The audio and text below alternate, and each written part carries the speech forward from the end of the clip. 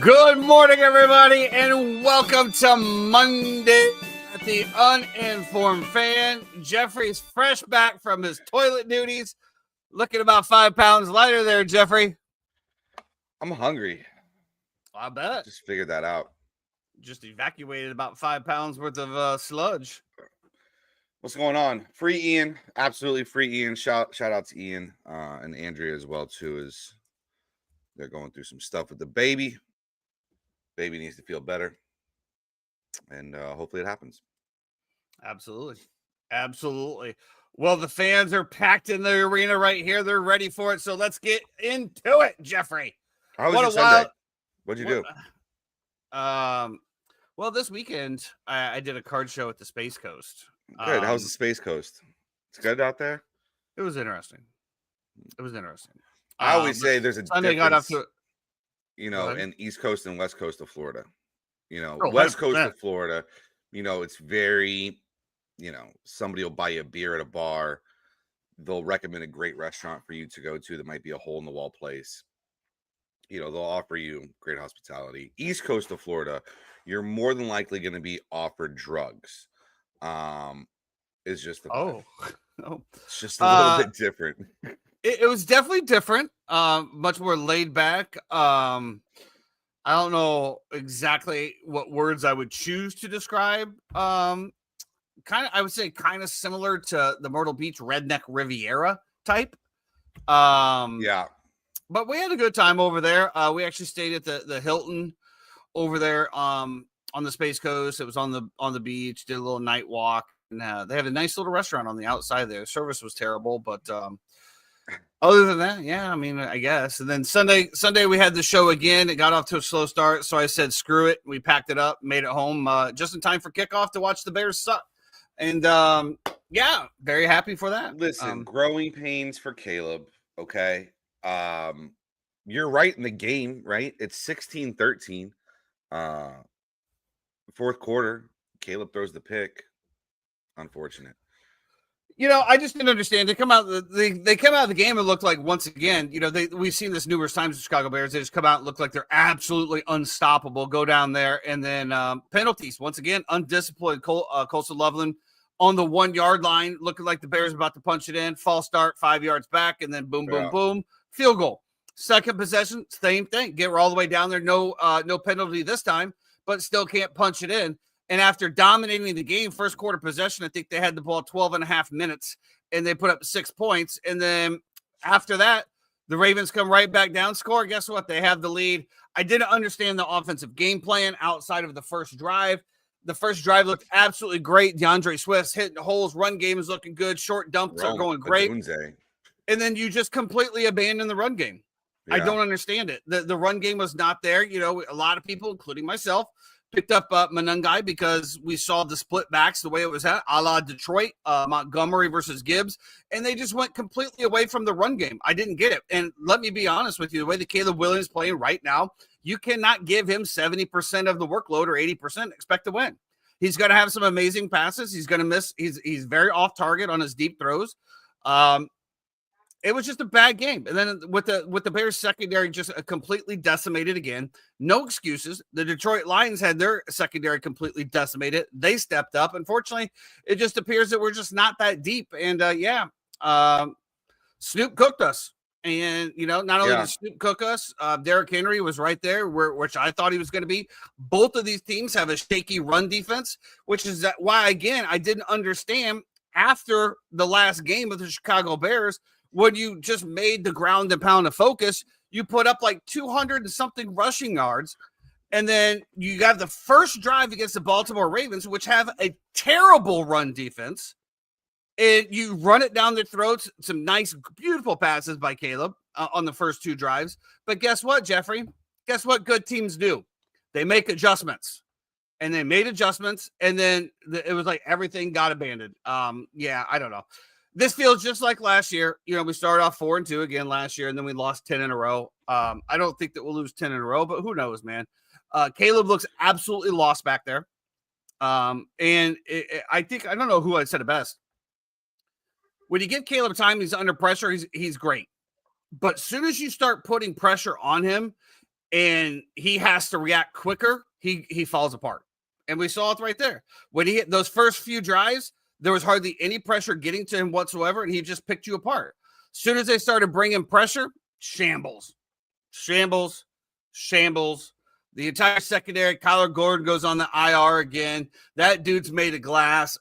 I don't know, bro. It is what it is. There was little expectations here for this season, but of course, you know, when you beat teams like the Saints, everybody likes to talk you up. But yeah, no. Caleb, another terrible game from Caleb. I thought it was arguably a terrible offensive calling game from Ben Johnson as well.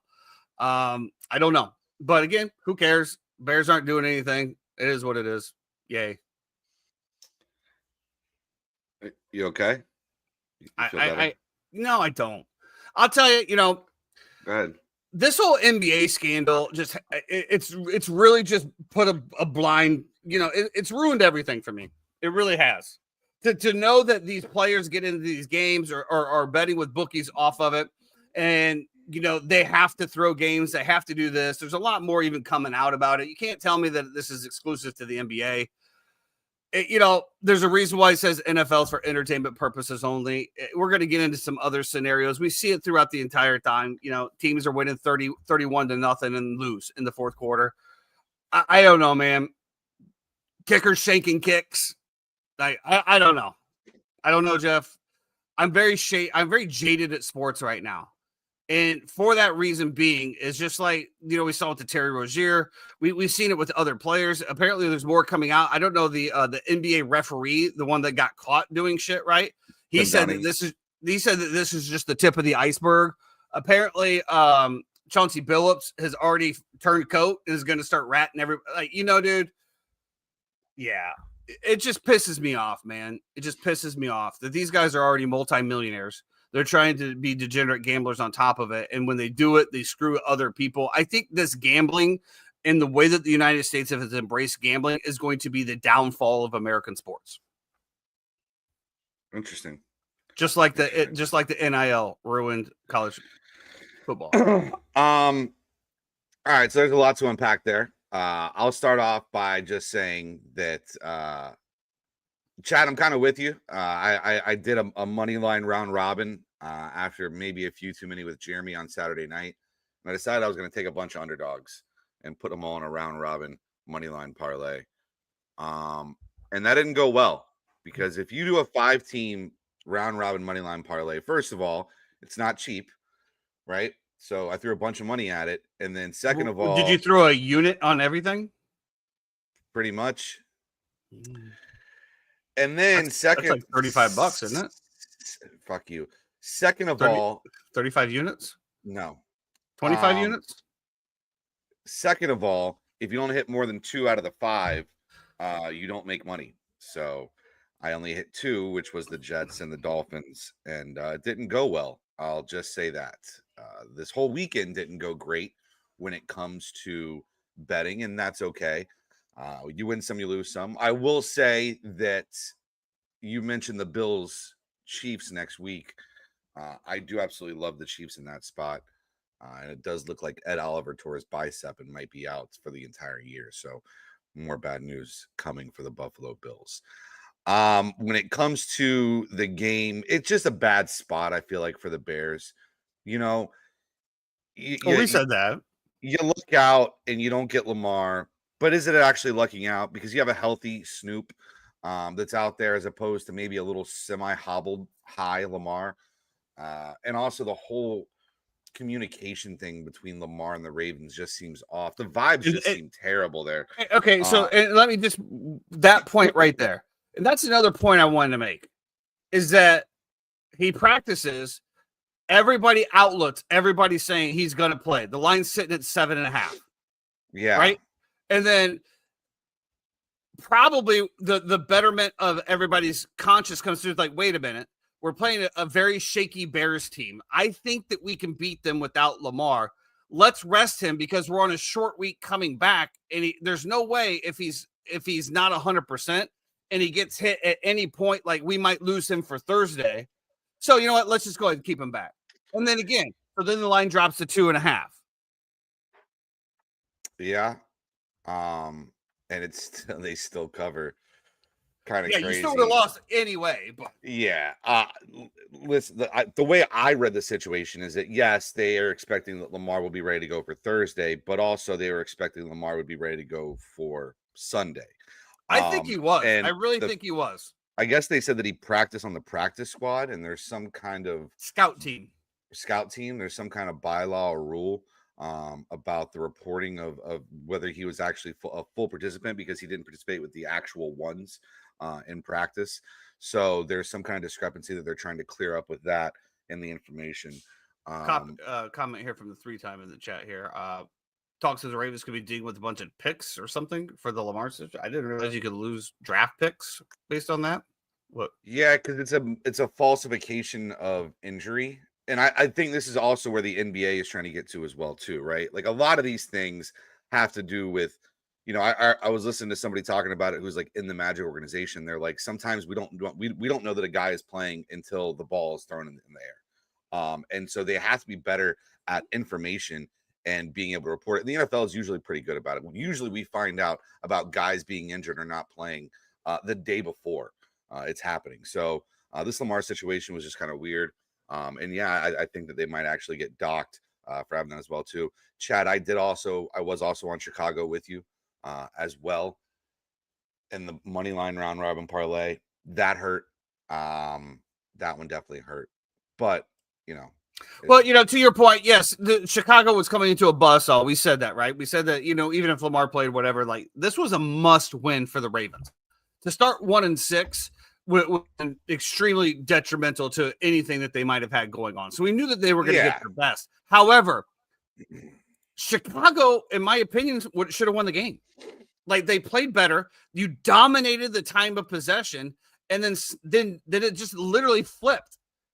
Like I think that the Ravens in the first quarter had like 5 yards of offense versus Chicago's 128, and then the second quarter Chicago had 3 versus Ravens 200 and something. It's just like, again, the as the 3-time point out in the chat, the intentional grounding calls. And there's also a huge play where DeAndre Hopkins got that first down where he clearly grabbed the defender's face mask and pushed him and twisted it, which was an absolute no call. And that was a big turning point in the game right there. That was a big third down. You can laugh all you want, but that was a big third down. I'm not laughing. You're getting that smile like, oh, yeah, that one play. Okay. Yeah, I know what you're doing, dude. And that was a huge play, though, that was completely missed. But, yeah, again, I can't think that Ben Johnson, we see all of these the locker room speeches after a win. I want to see a locker room speech after a loss. I want to see what the locker room speech was going in there because there was nothing to talk good about that game whatsoever. Nothing. And I just didn't understand it. Like, again, you put together an excellent game plan the week prior versus the Saints. You ran the ball down their throats. You were running at will. The first drive of the game, you're running at will. Second drive of the game, you're still running at will, which is opening up your pass game. And then all of a sudden, we start seeing fucking ball screens and passes 2 yards behind the line of scrimmage, hoping somebody makes a miss to get a first down. Run the freaking ball, bro. Let it open up yeah, whatever. Blah, blah, blah. Bears suck. Same old shit. You know who didn't suck this week, Jeffrey? That's your Tampa Bay Buccaneers. Granted, they were playing the Saints, but they still got it done. 23-3. The route was on 100%. Spencer Rattler benched in this one. And the Tyler Show or whatever Shoga did not do any better. The Saints could be the worst team in the league. And I decided to rock with Alvin Kamara. Shout out to me. Yeah. The Saints threw the ball here 51 times between the two quarterbacks. Not great, especially when you have two shitty quarterbacks to throw the ball. I guess maybe you think volume will eventually get you there. I didn't think Baker looked great. Honestly, he looked just like he did against the Lions. I don't know if he's hurt. He's sailing a bunch of balls that he was hitting before. So I don't know. I think this bye couldn't come at a better time. It looks like you'll probably get Bucky and Godwin back after the bye as well too. Give Ibuka another week to kind of rest up. Let Baker just chill a little bit. He needs some time. So yeah, I mean, good win, great win by the defense. You know, they continue to impress. Young guys playing good, line playing good, secondary playing well. Yeah, I mean, Bucks are gonna be just it's fine. it's a good win. It's a good divisional win in kind of a trap game and what I call it a getaway day. You know, because it's Yeah. like it's that game that's a division game against a shitty opponent right before you go on a bye. Sometimes it's a trap. So it was good to see them push that through. Absolutely. Well, a team that got a little spark lit under their ass this week, Jeffrey, the New York Football Jets go into Cincinnati and get it done against Old Man Flacco, 39-38. Yeah. You know, I think I saw it up here. Here it is. 100% Justice. 100%. You know, he was asked about the Woody Johnson remarks. He says, I don't know that guy. I don't know him well enough or whatever to say anything. He was like, he can say whatever he wants. He has his opinion. I'm just going to go out there and play. And he went out there and played. And we're talking about this the pre-show. I think he holds some record of like 500 pass attempts or something. That seems high, 500. But it's something like 500 pass attempts with no interceptions. Now everybody's gonna say, "Well, he doesn't throw the ball." Okay, dude. To me, this seemed like a game that Aaron Glenn just went to him and said, "Justin, just throw the ball. I don't care if you throw an interception. Just throw the ball. Just throw it." And it seemed like he played a lot more freely. And guess what, Jeff? They designed plays to run with Justin Fields. Can you imagine? Yeah, he got 11 carries. Wow. A mobile quarterback that an offensive coordinator schemes plays to get him out of the pocket. Holy shit. And you put up 39 points. Granted, it's the Bengals defense. All right, so let's cool our jets there for a minute. They are the worst defense in the NFL. We did talk about that when we were making picks, and we said that this is a jet spot. And did we hammer the over here? We had the over. There was a lot of stuff that we talked about that actually hit. But I'm just happy for Justin Fields, and I'm happy for Aaron Glenn, and I'm happy for Breece Hall. Breece Hall, having a big game. Scores 2 touchdowns, throws for a touchdown as well too. So shout out to Breece Hall, carried me in fantasy this week. I appreciate you, my boy. To me, after this, the Bengals are cooked, bro. Joe Flacco. They've been cooked. They had that little bit of life, you know. They were cooked before the year, bro. They were cooked by this roster and this fucking organization and the decisions that they continuously make, which is they don't address defense, they don't address offensive line, and they do it. They try to lowball players, Will Hendrickson be out of there? Who knows? I mean, that's the best player on defense, and you're just going to probably sell him, and you won't sign him to a long-term deal. Like, it's just a poverty franchise, which is unfortunate. They don't spend money on. They draft terribly. They're not good in free agency, and I think they're wasting generational talents in Joe Burrow, Zach Taylor, Jamar Chase, and T. Higgins. It's unfortunately. Thanks, Buff. Appreciate it, man. Yeah, I mean, you're 100% right, man. I'm trying to look at it right now and see exactly where they're at in reference to the salary cap. Oh, they have 23rd. They have 10 million left in salary cap, but they also have 12 million in dead caps. Yeah, I don't know. You gotta be a lawyer to read that shit. Yeah, you're absolutely right. So to me, this is what I would say. Okay, so you traded for Joe Flacco. Okay, yeah, serviceable. Still putting up 38 points, which is what we said Burrow was going to have to do. Said Burrow was going to have to outscore everybody. Same thing as Dallas, right? It's not working, right? And I think you're at this point. Go straight tank mode. I'm sure some of your players won't like to do that, but just go straight tank mode. You need to build through the trenches here, and honestly, you need to start trading away some players for some trenches players. I don't know what that looks like. Maybe T. Higgins gets traded. But to your point, it doesn't matter if you have the best wide receiver duo with arguably a top 5 quarterback if you can't protect the quarterback and you can't stop a nosebleed on the other side of the ball. You're going to have to unload. You're going to have to unload contracts somewhere and rebuild. Yeah, and I mean, listen, I get it. They gave up 23 points in the fourth quarter. This game looks different, but shocker. It's just it's just who they are, man. It is who they are.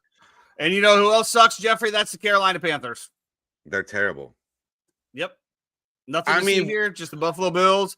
And, shout out to James Cook. Yeah. yeah, Appreciate you putting up like 50 in fantasy against me this week.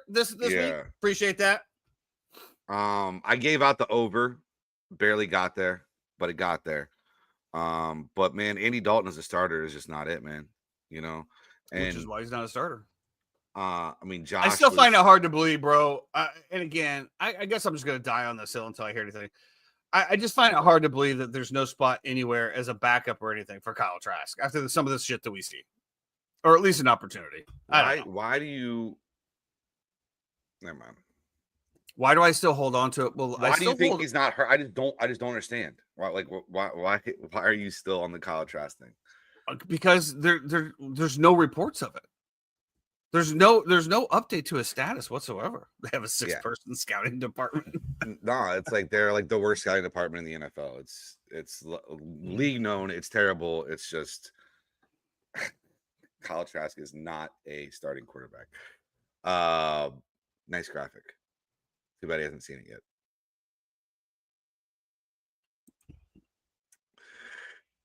Moving on, San Francisco, Houston. Are we moving on? Sure, yeah. 49ers 15, Texans 26. Texans, we said we loved the Texans here, coming off the last game, and they absolutely just look great. 15-26 doesn't do it justice. They kind of let off the gas a little bit in the fourth quarter. Shocker. Stroud looked to be in previous MVP form.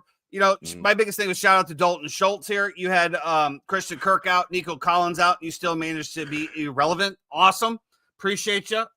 Really, really, really happy for you on National Tight Ends Day that you decided to be a turd. But yeah, good for the Houston Texans. Yeah, I mean, listen, I thought that CJ was great here. I mean, you're talking 30 of 39, 318 yards, 2 tutties, does throw 1 pick, but I think it's the amount of people that it got spread around to, right? I mean, you're talking he hit 9-10 different players throughout the game, and they were all a lot of chunks in there as well too. Hutchinson, Noel, Woody Marks. I mean, they all get some burn and some love. So yeah, the Texans have a crazy good defense, and it starts with Stingley because Stingley can just lock anybody up one-on-one, and then you can allow free rushes, and you're allowed to be more aggressive when you have a guy like that who can just take away half the field. And you got a great coordinator in D'Amico Ryans as well too. So yeah, I mean, good stuff. It was funny to watch the D'Amico Ryans interaction with Shanahan and Saleh after the game as well too, because was it? I didn't see it. And it'd be funny to see if was it a good one or was it awkward? It was just it was fine. It will be interesting to see too if McDaniel ever leaves. Not to segue into it, but the Miami Dolphins, if he ends up ever going back and getting the band back together and having Saleh as the DC, McDaniel as the OC, Shanahan as the head coach, be a best staff in the NFL. But would it? I think Mike. We can go and dive into the Dolphins 34, Falcons 10. I think Mike McDaniels is a broken man, dude. I think he needs some time. I think he needs to go on an Aaron Rodgers ayahuasca trip. That brother is cooked, dude. He is seeing ghosts. He is just praying for it to be over, but he does get a little bit of a reprieve here, 34-10. This one really hurt for me. I had taken the Falcons in one of my survivors in a double pick week. Was driving home at 90 miles an hour to try to get home for the game. Didn't see any of the alerts that Drake London was out. So yeah, I got bounced out of one of my survivors. So I am now down to one survivor in the big survivor and then one in whatever the bullshit survivor thing I am in there. Didn't see a lot of this one. However, what I did saw of it, Kirk Cousins can still not move. Yeah.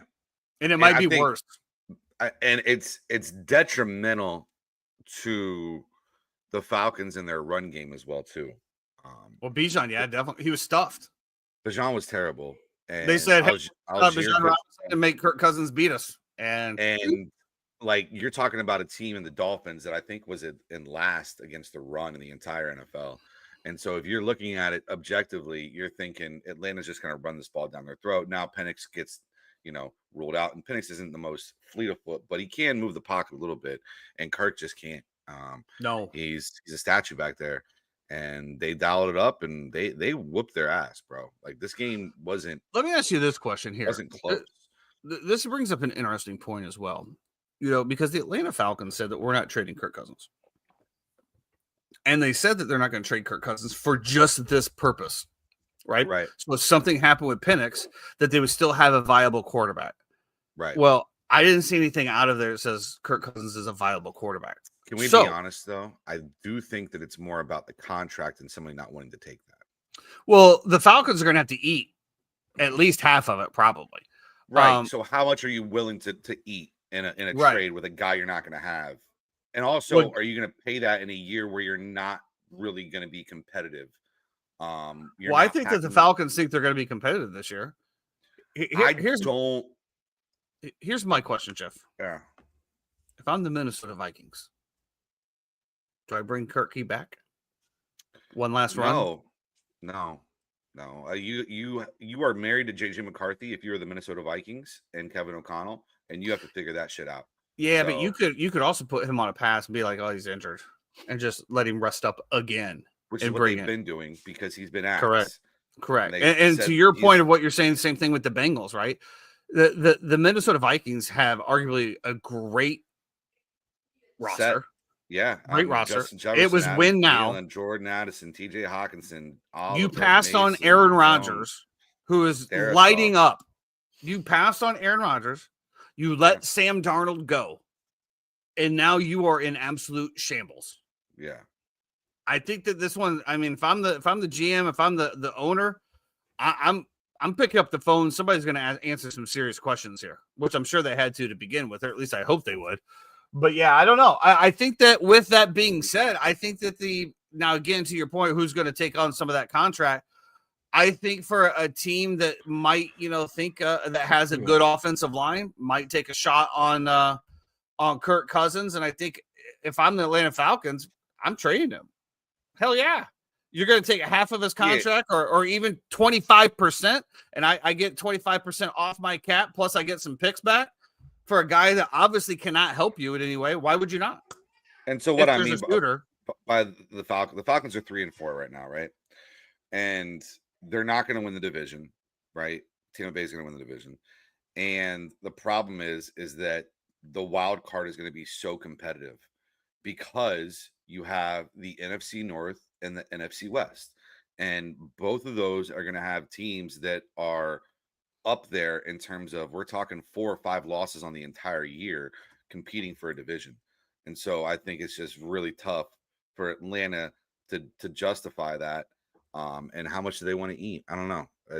It'll be interesting to see as the trade deadline approaches. For a quarterback that obviously can't help you with what you have going on because he's not getting the reps. And that's what I would also put a little bit on that.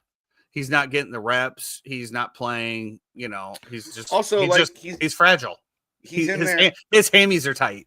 And you take away Drake London from that receiver room, and it's Darnell Mooney and Pitts and Kyle Pitts. Like, that's it. Like, I don't know. I just should have kept Ray-Ray McCloud.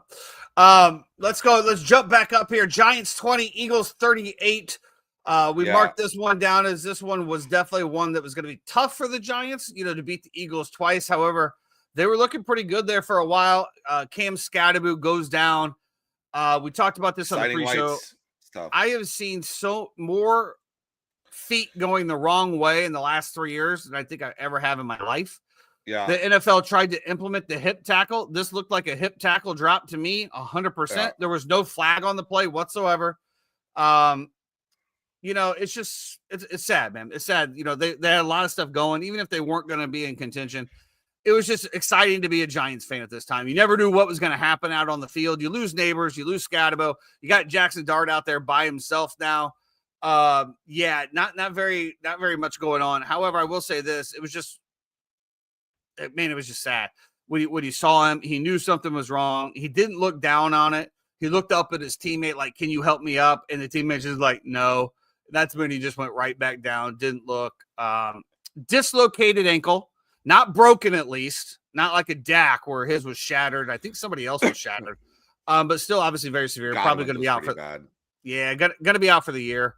And again, somebody that was, rookie of the year talks, just having a great season, man. Unfortunately, gone again. You just never know. I've never been a fan of tanking, but if I'm in the Giants scenario, I don't think you have to tank if you're the Giants now. I think it's just coming. But my question is, do you want to continue to roll Jackson Dart out there with no weapons and no hope? Oh, yeah, you have to. But you have to tell him to be smart. How does that go mentally for a kid as well, too, in his first year? He's got so much promise and talent, and he plays with so much fire. Obviously we're begging for him to slide more. He's not really doing that. We know what the ending of that is going to be. And so do you want to protect him from himself a little bit? Well, I definitely don't think you can't bench him. But yeah, it's a rock and a hard place. I understand you can't bench him. Yeah. But you better hope to God that he understands that, okay, dude, listen, we've lost all of our playmakers. Okay. It's just you. I understand the will to win and I want you to compete. But when it comes down to it, of you diving for a first down or sliding, please slide. But you're absolutely right. You can't take that out of somebody. You just can't. Look at Tua. Tua is one concussion away from death, and he's still diving head first. You just can't take it out of him. I don't know. Pain if you're a Giants fan. That's for damn sure. Sticking in the New England area, the Browns going to the Patriots 13-32. Drake May looking like an MVP, and I do believe I saw at the end of this game he is now the third favorite MVP odds in the NFL. Wow. What a difference a couple coaches make, huh? Yeah. I mean, it's just Vrabel just changed that culture. So we got Vrabel, and let's not, Mike McDaniels has his issues. Yeah, but I mean, we can say the guy is an awesome offensive coordinator. He just sucks as a head coach, and that's okay. You're still a multimillionaire being an offensive coordinator in the NFL. It's okay. And you would have to think that he would finally just be comfortable there, right? Like, if I'm Mike McDaniels and somebody offers me another head coaching job, I don't know. I mean, I'm pretty cool here now, right? I got a quarterback. I got a head coach that knows what he's doing. I got obviously an offense or whomever or GM that's looking to build players the right way. I don't know. Would you take another head coaching job, Jeff, or would you just stay put? You always want to be the boss, so there's that. Good. I think biggest things we could take away from this game. I mean, first of all, Myles Garrett. He's the best defender. I'm so sick of hearing Micah Parsons. They don't deserve you, bro. Like they do not deserve you. And well, he deserves them. He deserves them. He had a chance to leave, and he took a bag to stay instead. He knew it was going to be a shit team. That's why he left. He said, I want to win. I'm out of here. I don't want to be here. Thank you, fans. Love you. I don't want to be here. Then they say, hey, here's a Deshaun Watson-like contract. Hey, go Browns. You can't come back and complain a year later when you still suck. You should have left. Yeah, at what point are we like giving Shedeur Sanders an actual shot at this point? You're not going to. I think Dylan that's the Gabriel whole point thing. I mean, you drafted two rookies. 35 passes. And out of those 35 attempts, you got 156 yards. Now you just lost Judkins, who I don't know. We'll see what the report is on that, but he's definitely going to miss time. It's just like, I mean, they're so bad. They're so bad. Yeah. How does Stefanski still have a job, bro? I don't understand. Don't get it. But well, I don't know Shout out to the Patriots. Who's in charge of the draft picks. I think that you might see a Shedeur Sanders here in a couple games. But, just like everybody said, how do you draft two rookies in the same draft class? Because if you're throwing after you traded for Kenny Pickett, let's also keep in mind they had Snoop on the roster as well, too, at one point, who just went out and beat the Chicago Bears and looked fantastic doing it, by the way. So we've said that before, which I didn't understand why the Baltimore Ravens moved on from Snoop, because he led that Ravens to a playoff win and ran the same offense. So why would you take him out and put Cooper Rush in there that doesn't fit the offense at all?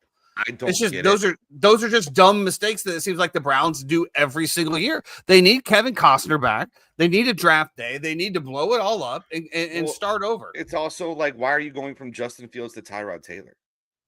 Like, what? Like, why do you not have an identity for what your offense is and commit to it?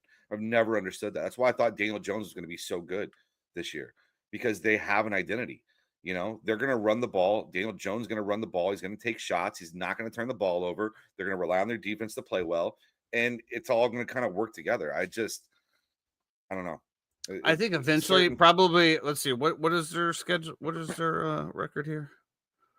Who? They're 2-6. I would say probably at 2-8, you'll see a quarterback swap. But by then, who knows who? And then what are they doing with Deshaun? With Deshaun, like, are they keeping Deshaun? He's coming back. Well, I mean, nobody's taking his contract. I mean, you owe him the money. It's all guaranteed, so he's gonna be there. It's not like he's looked good though. Well, I mean, we haven't really even seen. I mean, it's been what, 2 years since we've seen him. 2 years. I mean, to me, if I'm out for 2 years and all I can do is train and do this, I'm coming back like Timmy Tebow. He's been like yachting in the Amalfi Coast. Like, he's not doing shit, bro. Let's keep it up with the shambles and no defense, Jeffrey. The Cowboys going to Denver 24-44. Dallas is officially cooked, and I think Jerry Jones has finally realized it. Bo Nix offense is rolling. Yeah, pain, Cowboys fans. I don't know what else to tell you. Dak finally has an off game, and this is what happens. Yeah. And it's so stupid. Fuck. I hate Sean Payton. Whatever.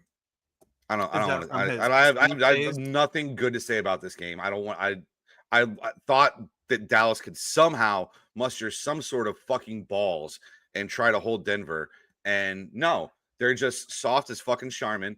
Let them just absolutely. What?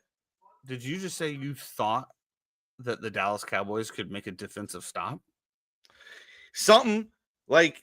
At any point, Jeffrey, not at any point could they make any kind of a stop, bro. It was terrible. And then they Denver just refuses to kick field goals, you know, because Sean Payton's a dickhead. Run it up, going forward on every fourth down. I needed one more catch from George Pickens in this game. There it is. And they fucking pull them all with 6 minutes to go. There it is. Because you're getting throttled by the Broncos, and fucking Joe Milton comes in and just starts throwing dimes all over the field. This game sucked. I don't want to talk about it. Beautiful. Titans going to Indianapolis. I warned all Colts fans. I had a couple that stopped by the card booth, and I said, hey, listen, I just got to forewarn you. I'm all in on Indianapolis and Danny Dimes, so the downfall should be happening at any moment. He did not. He continues to just cook, bro. 14-38. I mean, the Colts have to be one of the Super Bowl favorites at this point. Colts Chiefs, AFC championships. Yeah, maybe. I think it might be Colts Patriots, but you know, neither here nor there. This would have to just depend on the seeding, eh? Yeah, Jonathan Taylor's really good. This game was like not that much of a blowout at halftime, and then all of a sudden at halftime it just kind of switched. I thought Cam Ward looked a little more comfortable. I do think the problem with Indy is their secondary. They need cornerbacks. They don't have them. The fact that you're allowing Cam Ward to go out there and throw for 259 on you, and 22 of 38. Yeah, but at the end, second half, especially fourth quarter, because I did watch this game. It was the same old shit, bro. It was just prefix off, easy completions, 10-yard pluck here and there. They just didn't care. Well, yeah. Chad, you think that me and you could apply to be scouts for the Bengals and they would accept us? No, absolutely not. Probably not. Well, the revenge game did not work out well for Mr. Rodgers. Jordan Love comes into his neighborhood and pulls off the 35-25 win. I didn't even stay awake for this. Screw the Pack. I'm so over it. So over everything with the Packers. Yeah. You know what? Steelers, I again, like, come on, bro. Get a defense. again, you just give it all up in the fourth quarter. Yeah, whatever, man. I would have to take a pay cut to work in Cincy. That is actually true. I would probably be taking a pay cut as a waiter to go work in Cincy as well, which is kind of wild to think, but whatever. That is money. We make money. This game played out kind of how I thought it would. It just took a little while for it to get there. It felt really slow. McManus missed so many field goals, it felt like. But at the end of the day, Jordan Love, he has weapons, and especially with Christian Watson back now, being able to stretch the field opens up things for Dobbs. Once he gets Wicks, and once he gets Reed back as well, too, to go along with, in my opinion, the best tight end in football right now, and Tucker Kraft. The Green Bay's legit. They have a legit offense. I thought Josh Jacobs looks like ass, if I'm going to be honest. He looks slow. He looks plodding. The other kid that they had, Emmanuel Wilson, I thought looked really good. I guess the proof's in the numbers as well, too. 11 for 61 for Wilson, 13 for 33 for Josh Jacobs. So, yeah, I mean, Jordan Love, 29 of 37, completed 20 passes in a row at one point, never got sacked, threw for 360 yards and 3 touchdowns. But I told you and TJ, Jordan Love throwing for 3 touchdowns. TJ tried to trade me fucking Jackson Dart for Jalen Waddle because he said Jordan Love is ass. And I said, Jordan Love is absolutely fine. We're going to keep on rolling with my boy. So Jordan Love puts up fantasy numbers. I mean, there's no denying that. But I mean, so does his highs are really high. Like his 363 touchdowns are really good. And then he'll play like when he played the Bengals, right? He plays the Bengals and he throws for like 175 yards and 1 touchdown. It's just he has these ups and downs. I just need to see more consistency out of Jordan Love. He's no Danny Dimes, that's for sure. But, yeah. Well, I just owe you an apology, Danny Dimes. I mean, you're averaging 26.8 fantasy points per game, and I just started starting you. But in my defense, Justin Fields just had a bigger upside. Justin Fields had the 35, 40-point games. There was just a bigger upside. So I apologize. Justin Fields was the better play this week. I mean, I don't know. Daniel Jones put up 32 points. What did Fields put up? I don't know. Well, let's look, Jeffrey. We have this technology. It will be interesting to see next week. You do have Fields put up 25.3. So Danny okay. Dimes was. I guess because Breece Hall got that touchdown pass. Yeah. As well too. It wasn't him. So no, but next week, just kind of looking ahead on some things. Chicago rolls into Cincinnati. That should be a plus matchup for the Bears and Caleb Williams. I don't know. I absolutely love. I know that it's going to be the 425 game next week, but Kansas City and Buffalo.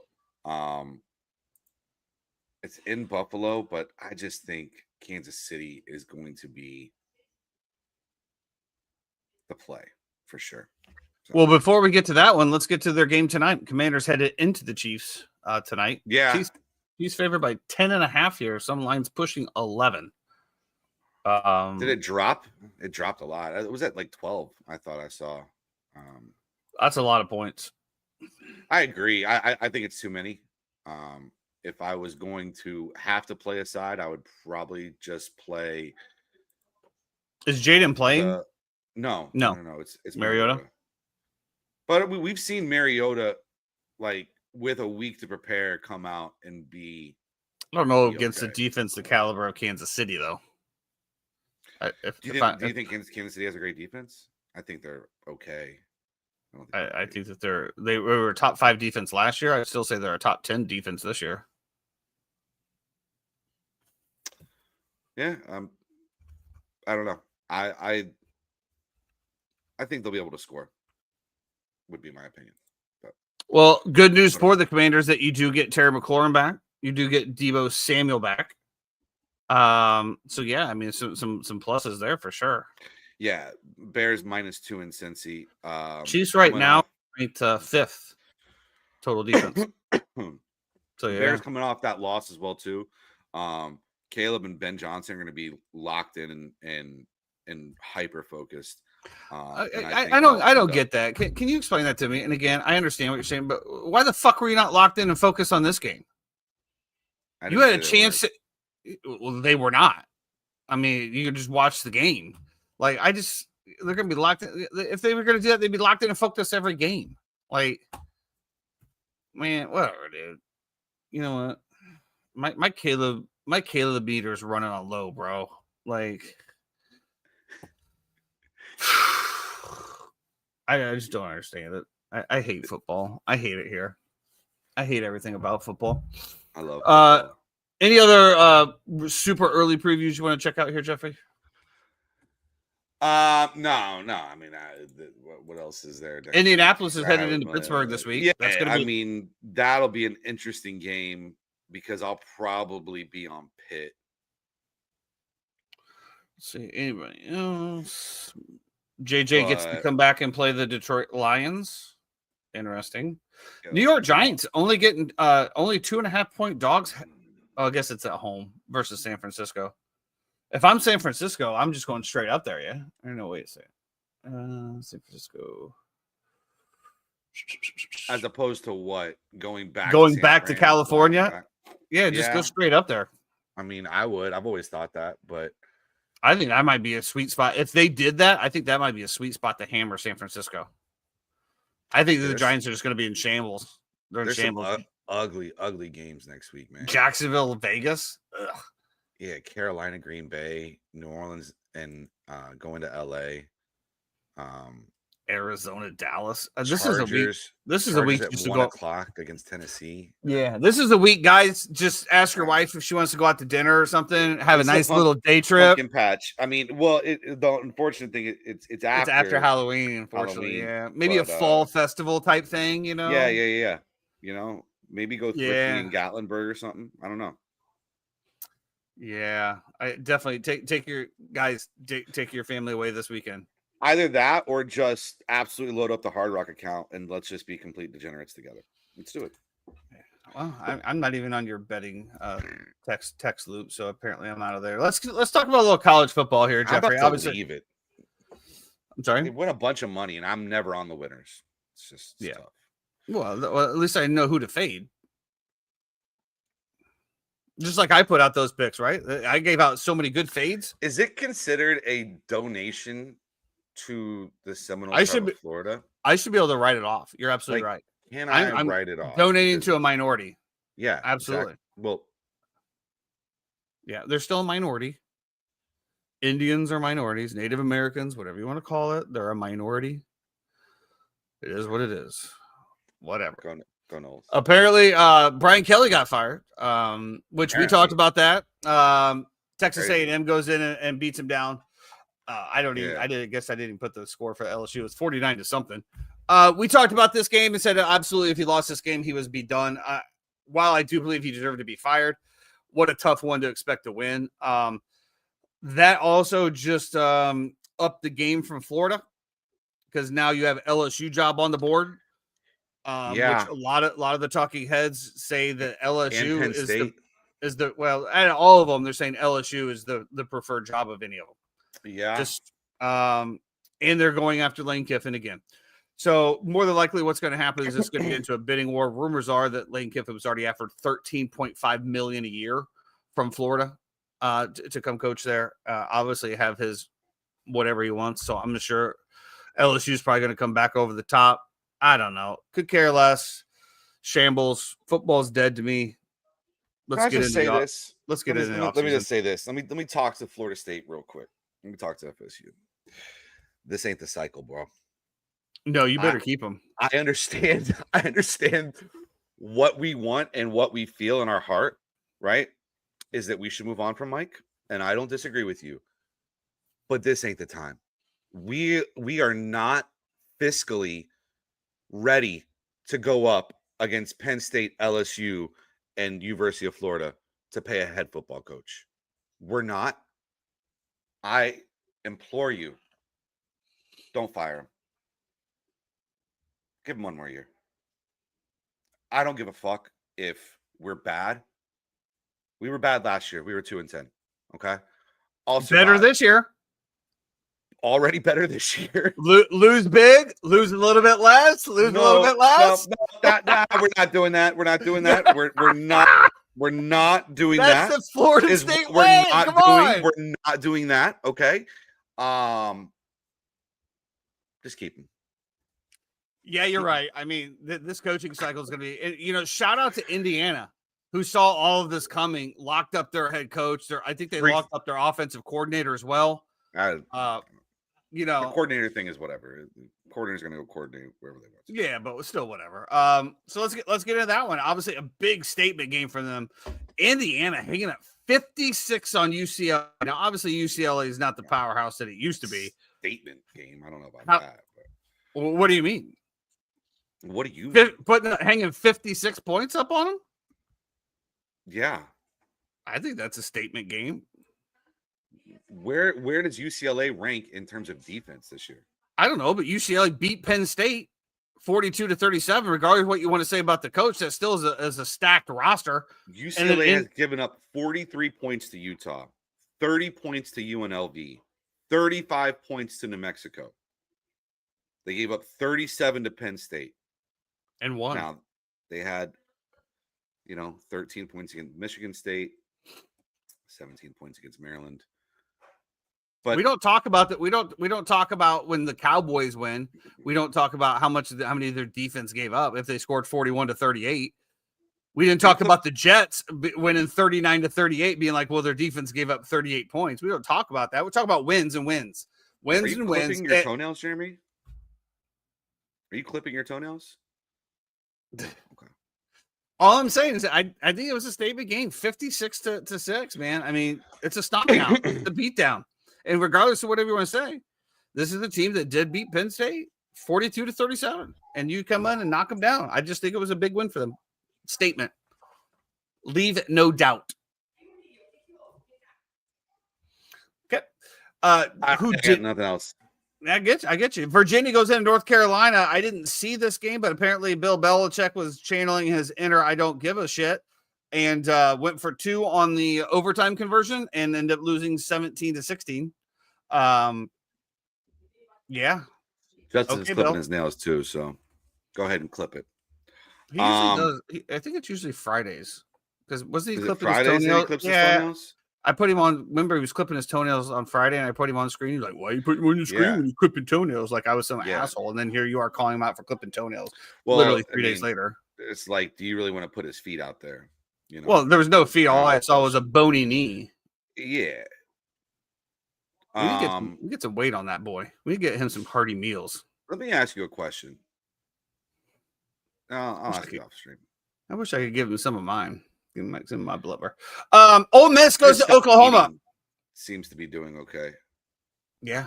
Oklahoma, 34-26. Lane Kiffin gets another big win. Just continues to rise his stock. Love the chirping at the end. I don't know who the defensive guy or whatever from Oklahoma was. Started and Lane looks right at him. You guys aren't talking too loud now, huh? And the guy, he said, he said this guy told me 5 times throughout the game, yelled at me that we couldn't score on him.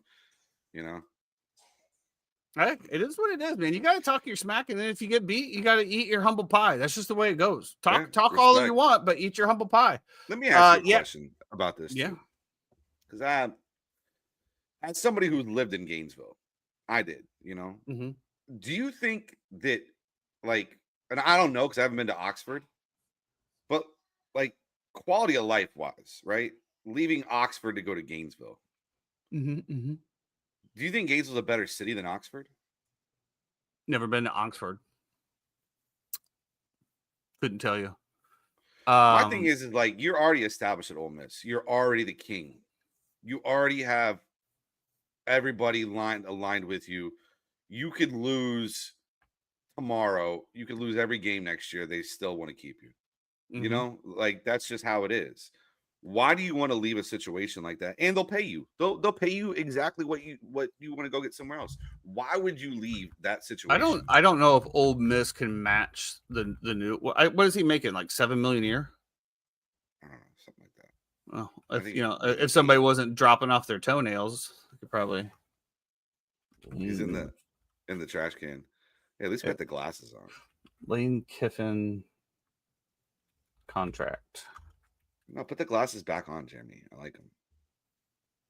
So he is making $9 million. Jeremy, put your headphones on. So that's not too bad. So $9 million. So yeah, to your point, $3 million. Is there state taxes in Mississippi? That's a great question, Tyson. That's not something I have the answer to. And I The thing understand there's this whole romanticism of like him. Was it Jerry? Was it you that was telling me about this? About him and his wife, their first date was in Gainesville. And Oh, that he wants to be a Gator. I he mean, like Steve Spurrier's his idol, but so there also is state taxes in Mississippi, so there's a plus. If you're going to pay me $4 million more a year, plus I don't lose out on the state taxes.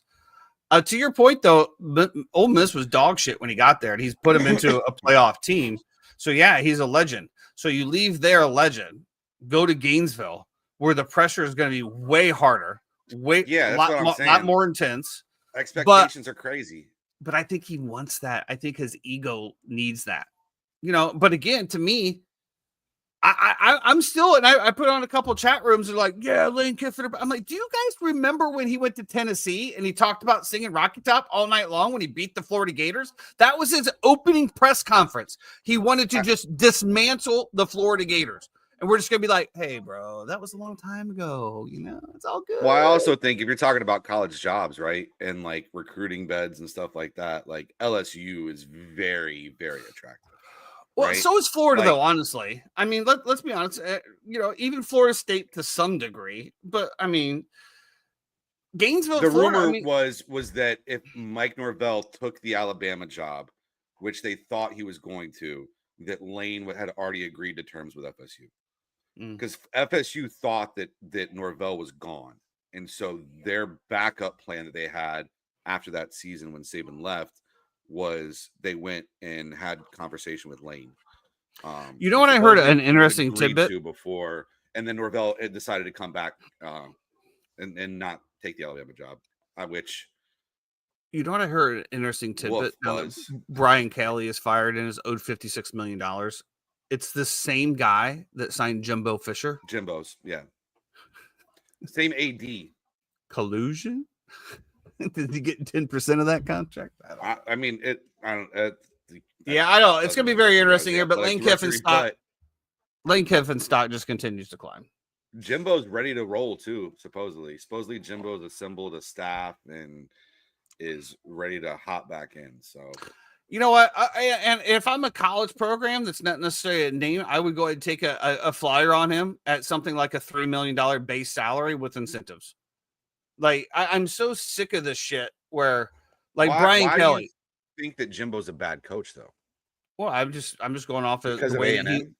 No, I'm thinking the way he left Florida State. Did he win at Florida State when he left? He didn't go out on top. He left on a declining program that arguably he created after Bobby Bowden. Bobby Bowden was there, maybe Bobby Bowden had more involved than we thought, or somebody else did. Players and coaches say that he stopped recruiting and stopped coaching pretty much halfway through the season. So then he goes. That was also because his wife cheated on him. With her yoga instructor or whatever. So. Okay, I'll give you a 1-year pass for that. Okay. This was also pre-NIL. Which is tougher to recruit. So then he goes to Texas A&M, has the number one recruiting class. Listen, Tyson, we say pre-NIL, right? These players have been getting paid. Yeah, but not to the extent that they were. I mean, a couple $100,000 here and there. They're getting paid millions now, and legally. So yes, it is a little different. Sure, it is a little bit different. But let's not pretend like they're just now starting to get paid. I never said that. When I was going to school, they were getting paid. They've always been getting paid, bro. They should have perks. They probably are prescribed to those. Then he goes to Texas A&M, has the number one recruiting class, highest NIL money, and falls flat on his face. So yeah, that's where I'm coming from. And to me, they have opened up the Deshaun Watson contracts of the college football head coaches to where everyone has. So just like this, everyone's going to go after Lane Kiffin. Someone's going to offer him something stupid like $14 million a year, or just like Brian Kelly. He had a 10-year contract, 10 years, like for what? And so now they owe him $56 million. To me, you can't. I don't know. You can't do this shit, man. It just handcuffs your team. I don't understand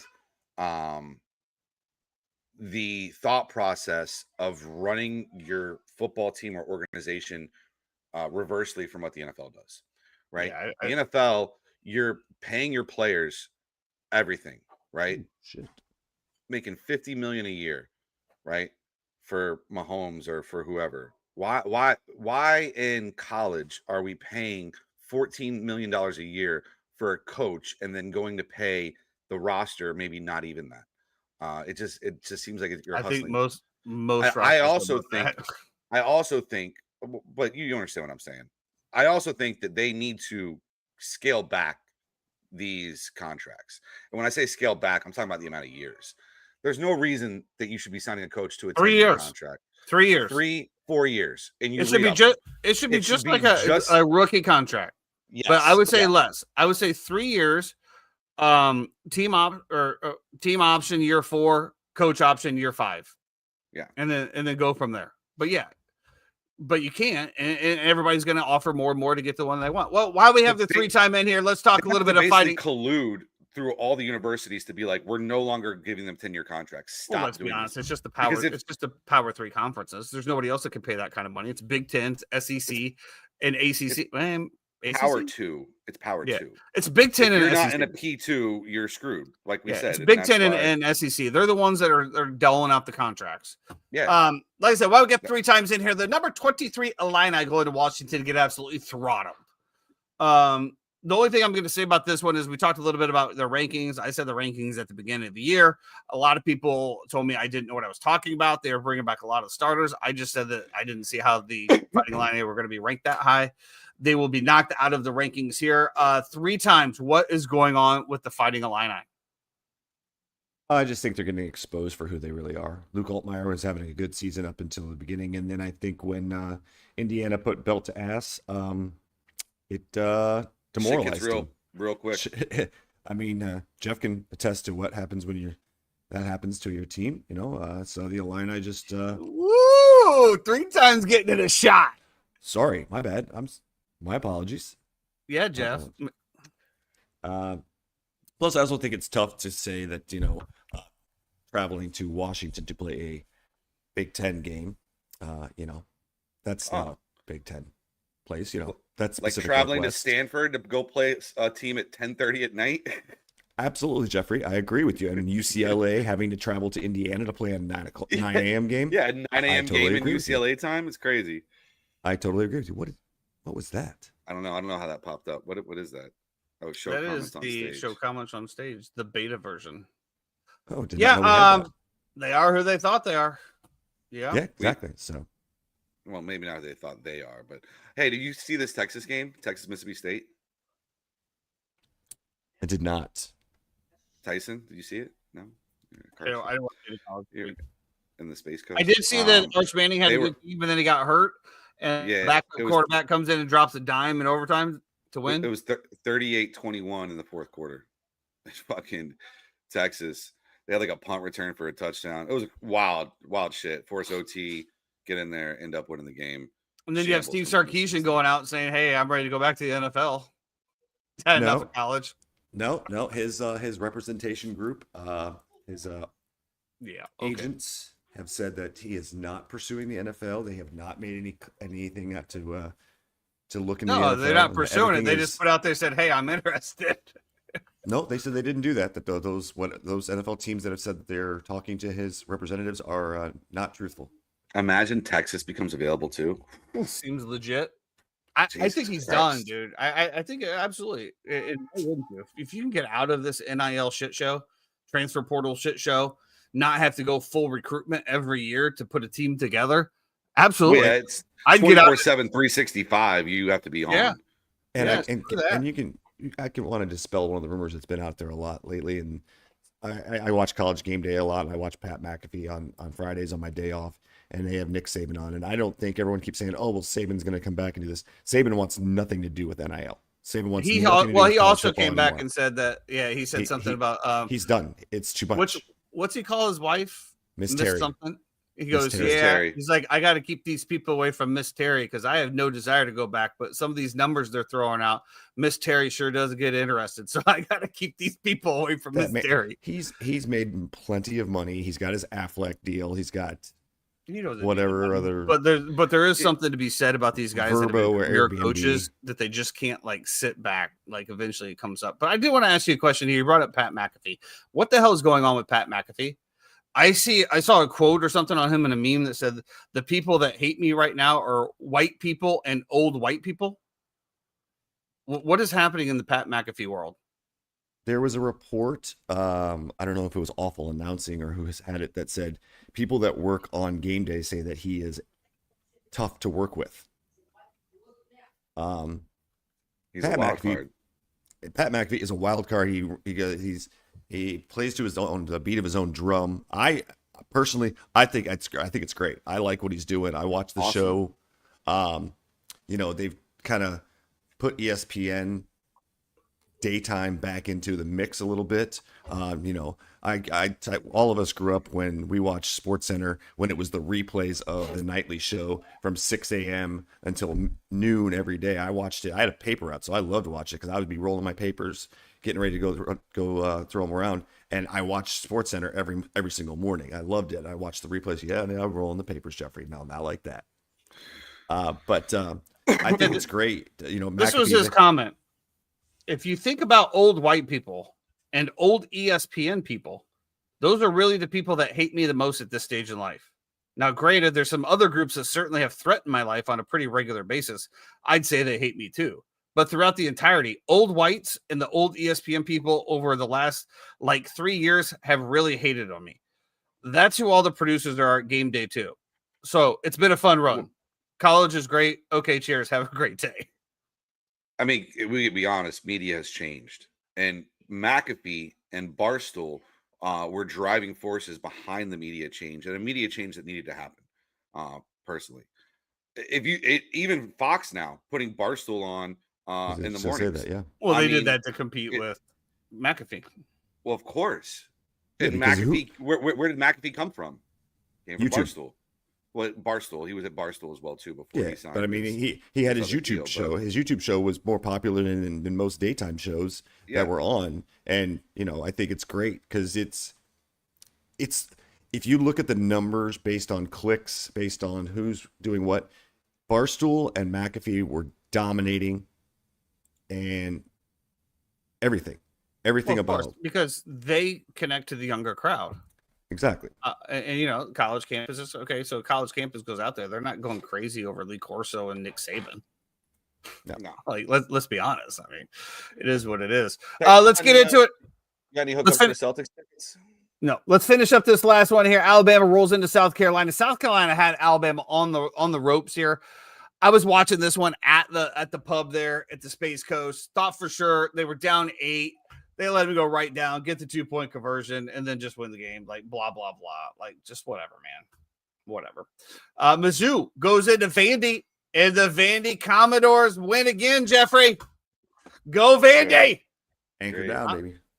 I'm officially on the Vandy bandwagon, dude. Love to see it. And, The and you know bandwagon? what? Yeah, I'm on the Vandy bandwagon, dude. The I'll tell you bandwagon. this. It's a great bandwagon until they get boat That's- raced by Texas this week. That's going to be a coach that people are going to be looking to poach as well. What do you mean? Don't give me that look, Jeffrey. What a turnaround that program has been. That used to be Yeah, the it's bottom a great dwell. turnaround. It's Don't be storybook. You know, it's great. Nashville, There it is. you know, Hating. Broadway, you know, whatever. Great stories. Yeah, it's When was the last time Fantastic. Vandy was in the top 10? never. That's not Mhm. true. But 1947 is the answer to that question. But It's been a Never. The answer is never. And in So the modern team that's going football, to when boat football race matters, Vandy- they've never been in the top 10. So the 1947. Fuck out of here. team that's going to it's a boat great race stat. Vandy. Just like we barely. had the stat of Bart Starr and fucking Terry Bradshaw. that was a great Wow. stat. That was. Hey, don't be hating on Vandy. Too bad it's from Ella- 50 years ago, and it didn't matter because Jordan Love went out there and put his dick on their forehead. So Don't you know, don't be hating was on what it Vandy because Florida State's having a bad year. I'm not Right? hating on Vandy at all. You are the hate is flowing. No, the I mean, their SEC quarterback's is 30 just years. Their There quarterback we is 30 go. years old. Oh, what was that, Jeff? The SEC. What? It's just continuously overrated, in my opinion. But it's Okay, fine. well, It's marketing. It what is is- what it is. that has nothing to do They with load Vandy. the top 25 with them. SEC is owned by ESPN. We all know this. They're going to continue to pump them up in the rankings so that their ratings go up for these games that they Who have. owns so the they can ACC network? push as many people. It's different. Who? That doesn't Who? matter. That Who? doesn't matter. The Who was that, ACC Jeffrey? I didn't hear that. Hold on. The ACC is not Go a and serious spoon feed him conference. back. It's not. It's not a serious conference. So The answer, by the way, is let's also- ESPN owns let's the also ACC not network. pretend. Let's not pretend that the SEC means a lot more to ESPN than the ACC poverty Well, Jeff, conference let me that just they put have. this in that maybe a they neutral have. perspective It's for like you. it's like when you're rich and you have to donate some money, right? Because Mhm, you mhm. have to have tax write-offs. Like that's the ACC is network. a tax write-off for ESPN is what it is. Let me ask you this question, Jeffrey. You lived What? in arguably what we call the South, even though Florida gets a little weird when it comes to the South. Tallahassee's the South. Orlando Right. is not the South. Tallahassee is So the south of Florida. Yes. You've been in the South, right? Yeah. Tell me another part of the country that takes football more seriously than the southeastern None. portion of the United States. None. Well, I think It's not even close. well, it's just eyeballs. Because maybe even if you talk to people- in Ohio, in that Ohio State area. I don't. No, I would say I don't just even think. Columbus. Like I don't think Michigan and Ohio State is the same care, or even Notre Dame is the same care or buy-in as Mississippi and Mississippi State fans. Correct. Well, this is what I'm trying to get at, though. While we can say the SEC, whatever, and to your point, the eyeballs. I mean, Vandy sells out. There's millions of eyeballs on. It's just when it says it just means more. I don't think it's because it's SEC talent, which we both have said that this year. I agree with. I think that the SEC has lost its stronghold on the dominant conference. I think the Big Ten has some competitive teams, but unfortunately, the Big Ten, it's like two teams. It's But Michigan, and not even Michigan anymore. Michigan has gone back to poverty. It's just Indiana, Ohio State. And it's Indiana and Ohio State this year. Well, if Indiana continues to prove themselves through the playoffs, I'll give you that. But at the end of the day, They have nobody left in their schedule. Nobody. I'm left saying on their through the schedule. playoffs is what I'm saying. I'm saying not get to the playoffs. Through the playoffs, if they make a deep run, then yeah, absolutely. They I'm are sure they'll get formidable. boat raced by Notre Dame though in the playoff. Indiana will. Who shouldn't It's even just- be in the playoffs. But anyway, It's just the way that's a whole other thing. MLB World Series tonight, Jeffrey. Max Scherzer versus Tyler Glasnow. Oof. Mad Maxie. Dodgers minus 190 against Mad Max in the Yeah. play. Give me the Blue Jays, bro. Ooh. Give me the old two-eyed Max Scherzer. Maxie, Rooting for I can't bring it up Canada. because I have a VPN on mine, Jeffrey. Bring up Hard Rock. What are we actually getting on it? I know it's minus 190. What are we, plus 130? Yeah, I don't know. Hard That Rock doesn't always seem like enough tells to me. that my location cannot be verified through this. Tonight. Yeah, they because you have to have a desktop Man. app on there to do it. I Yeah, don't know if you it's can- so weird. Blue Hard Jays Rock's got it plus 170, 170. minus 200 for LA. Ooh. So let me ask you a question then. Blue Jays plus 1.5 has got to be even money, Minus 115. 115. Which is, and see, this is the shit I'm talking about with Hard Rock, bro. Hey, you have minus 1.5, right? At minus 110. And you have plus 1.5 at minus 115. Well, I was going They're to say just on the score app. squeezing the shit out of you on juice.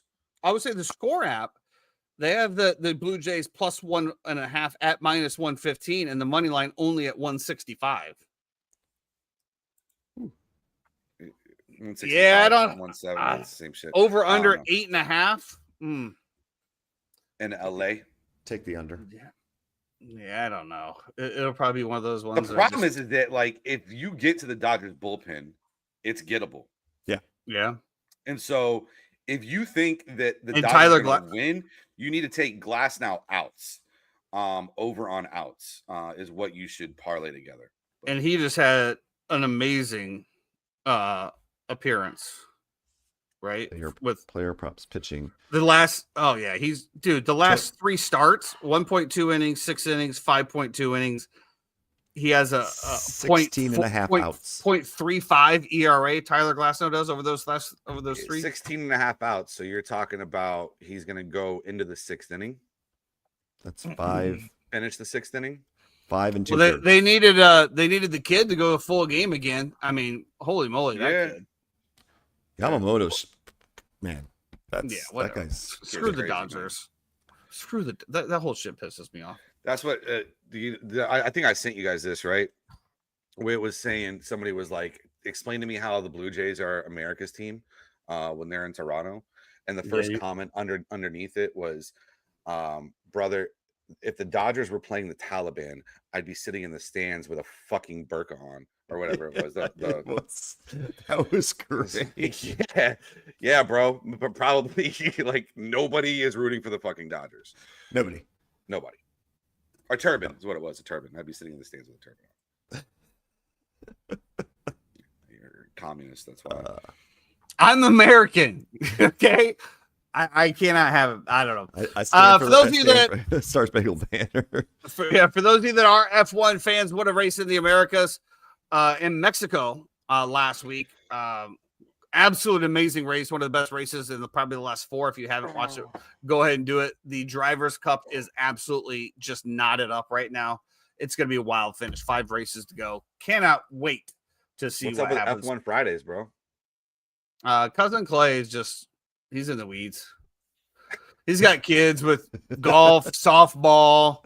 One's going to college. Yeah, he's in the weeds. Cousin Clay's in the weeds. Plus, he's doing his 40 hours on top of it. Sometimes 50. Yeah, he's lucky to get 40. Yeah, he's in shambles, but in a good way. All right, anything to wrap us up with here? I'm hungry. I had a good interaction on Saturday at work. I had some friends from Orlando City stop in. Saw them. Saw 2 of our men's national team players come in. Got to get a photo with them and say what's up. And shout out to Robin, good friend Robin. When you say get to say what's up, so what does that entail? Like you walk up and be like, "Hey, big fan." No. Robin like literally walked up with Alex Freeman, who's one of the up and coming stars for the U.S. men's This is national all Chinese team. to me, so just continue. It is. You can tell him what Alex Freeman's dad is. Yeah, Alex Freeman's dad, Tyson, is Antonio Freeman from the Green Bay Packers, and so Alex is I knew great he'd talent. get there. Yeah, great talent. Duncan McGuire, Kyle Smith. They were all having dinner. Apparently, they were ripping shots and having a good old time. That's what our boy Dylan told me. But got to say what's up to them. Said hopefully see you guys all back next season. They're all on their way to vacation because their season is over.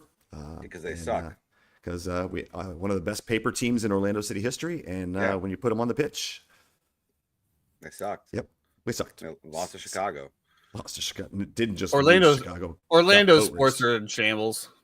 Yeah, shout out to the Bulls for coming in here and slapping the shit out of the Magic too. It's fun. Yeah. Bulls looking good. I got a big day ahead of me. I'm gonna go buy a couch, Jeffrey. Ooh. Hey, you don't have a connection on Celtics tickets? If I did, I would be taking them to take my wife to go. Who wants to go? So we're going to Boston November 20th through the 24th, and it just so happens that while we're there, Orlando is playing Boston. Jeff, I'll ask a couple of my regulars. They I think they might be Boston season ticket holders. I need 6. Oh, Seat Geek is all the way for you, buddy. 5. The Garden. It's no Actually, I longer gotta find out if Oliver wants to go. I might need 6, but we'll see.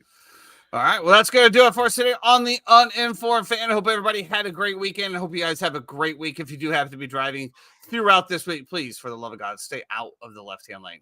Be great. Carito Tua did have a good day.